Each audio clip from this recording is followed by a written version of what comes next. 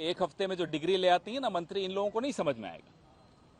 वहां अगर लोकतंत्र के सामने जो चुनौतियां आई हैं उस पर कोई चर्चा हो रही है तो वो लोकतंत्र को मजबूत करने की कवायद है। देश का अपमान तो तब होता है जब आप चीन को क्लीन चिट दे देते हैं। देश का अपमान तब होता है जब देश के विदेश मंत्री कहते हैं कि चीन तो हमसे बड़ा है, वो तो बड़ी इकोनॉमी है, बड़ी अर्थव्यवस्था है, हम उनसे कैसे लड़ सकते हैं। तब होता है देश का अपमान।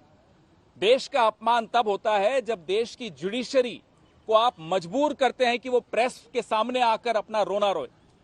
देश का अपमान तब होता है जब सुप्रीम कोर्ट इलेक्शन कमीशन कैसे बनाया आपने उस पर इतनी गहरी, इतनी कड़वी टिप्पणी करती है। तब आपको देश का अपमान नहीं लगा कि आपकी जो करतूतें हैं उससे कैसे अपमानित हो रहा है देश। आपको याद है अभी कुछ ही दिन पहले इलेक्शन कमिश्नर को आपने कैसे नियुक्त किया, उस पर सुप्रीम कोर्ट ने सरकार को अच्छी तरह से जली कटी सुनाई।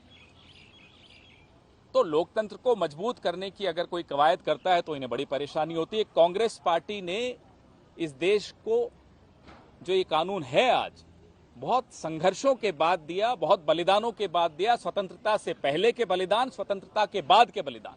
ये हमें कहते हैं कि जाइए लंदन में झाड़ू लगाइए, वहां माफी मांगिए। ये काम तो आपका था, आप ही करते थे। जब अंग्रेजों का राज था तब यही कर रहे होते थे आप। माफी भी मांगते थे, चिट्ठी भी लिखते थे, झुक झुक कर सलाम भी करते थे, उनके साथ मिलकर भारत छोड़ो आंदोलन को दबाते भी थे, लिखते थे कि साहब ये आंदोलन कैसे दबाया जाए, हम आपकी सहायता करने को तैयार हैं। नेताजी सुभाष चंद्र बोस आईएनए बना रहे थे, ये आईएनए का कैसे मुकाबला करें उसके लिए पूरा एक रिक्रूटमेंट ड्राइव करते थे।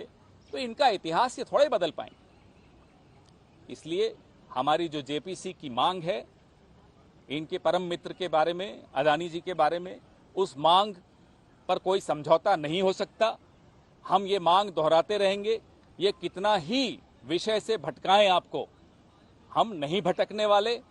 अदानी जी पर, हिंडनबर्ग रिपोर्ट पर जेपीसी का गठन होना चाहिए, ये आवश्यक है। इस देश का एक एक नागरिक चाहता है।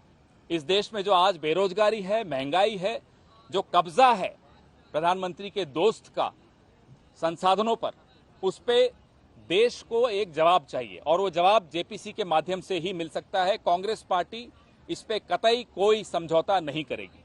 भले कितने ही मंत्री अपना रोजगार पालें अगले कुछ दिनों में, रोज एक प्रेस वार्ता होगी।